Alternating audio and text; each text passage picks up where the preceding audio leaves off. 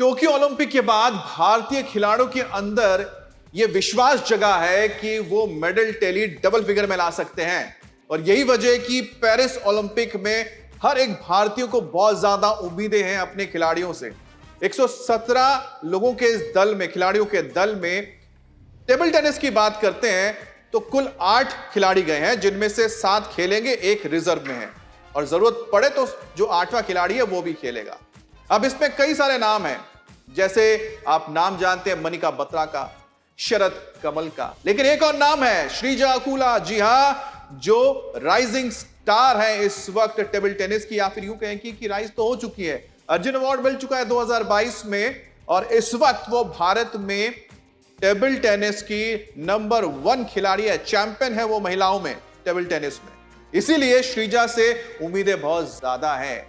अब मनिका बत्रा ने जिस तरह से देश का नाम रोशन किया, उसी तरह से श्रीजा अकुला ने भी देश का नाम रोशन किया है और उम्मीदें इस बार श्रीजा से बहुत ज्यादा है, क्योंकि खेलते खेलते उन्होंने मनिका बत्रा को भी कई मायनों में पीछे छोड़ दिया, रैंकिंग के मामले में तो छोड़ दिया। लेकिन हम यहां पर दोनों के बीच कंपटीशन नहीं कर रहे हैं। हम तो चाहते हैं कि मनिका बत्रा, श्रीजा अकुला दोनों ही भारत के लिए मेडल लेकर आए। जितने मेडल आएंगे उतनी ज्यादा हमें खुशी और संतुष्टि होगी।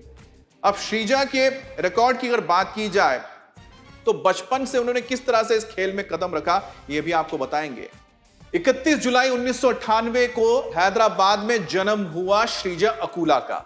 अब देखिए, मैं बात कर रहा था मनिका बत्रा और श्रीजा अकुला की, दोनों के खेलों के बारे में बात कर रहे हैं, लेकिन साथ ही उनके परिवार में भी एक कॉमन चीज आपको मिल जाएगी। जिस तरह से मनिका बत्रा के घर में उनकी बड़ी बहन खेलती थी टेबल टेनिस, भाई भी खेलते थे, उसी के पच्चीनों पर चलते हुए मनिका बत्रा ने भी टेबल टेनिस पकड़ लिया।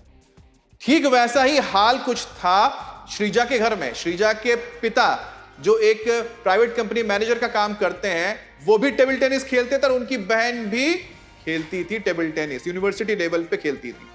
अब इन्हीं को देखते हुए श्रीजा ने भी हाथ में टेबल टेनिस पकड़ लिया और टेबल टेनिस खेलना शुरू कर दिया। फिर धीरे धीरे वो आगे बढ़ती गई, यूनिवर्सिटी लेवल पे खेला, स्टेट लेवल पे खेला। लेकिन मान के चलिए, श्रीजा अकुला जितनी अच्छी टेबल टेनिस में, उतनी अच्छी पढ़ाई में भी है। उन्होंने +2 में करीब 98% लेकर आई थी मार्क्स और साथ ही साथ कॉमर्स में ग्रेजुएशन भी किया है।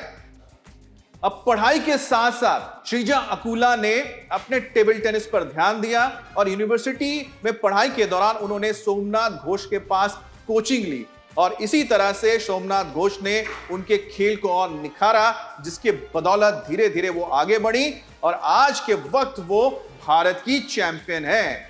अब एक नजर डाल लेते हैं आखिरकार किस तरह से श्रीजा अकुला ने इंटरनेशनल अरीना में अपने मैच की और अपने गेम की धाक जमानी शुरू की।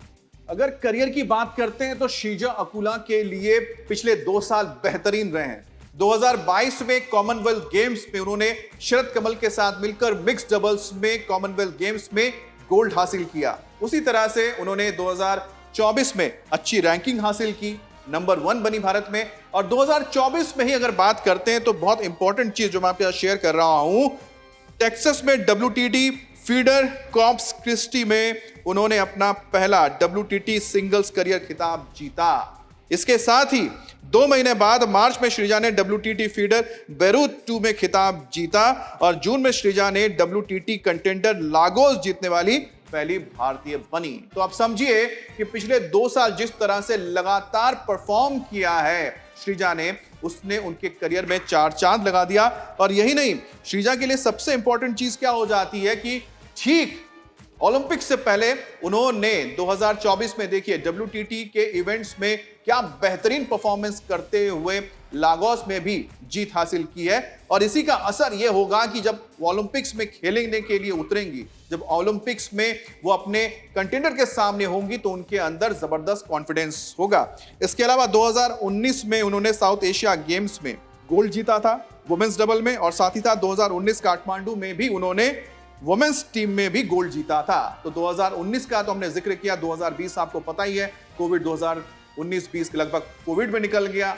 लेकिन जैसे ही 2022 का वक्त आया, श्रीजा ने अपने खेल में चमक लाई और उन्होंने मेडल जीतना शुरू कर दिया। उम्मीद यही है कि श्रीजा बाकी टीम के साथ मिलकर गोल्ड लेकर आएंगी। गोल्ड मांगे इंडिया।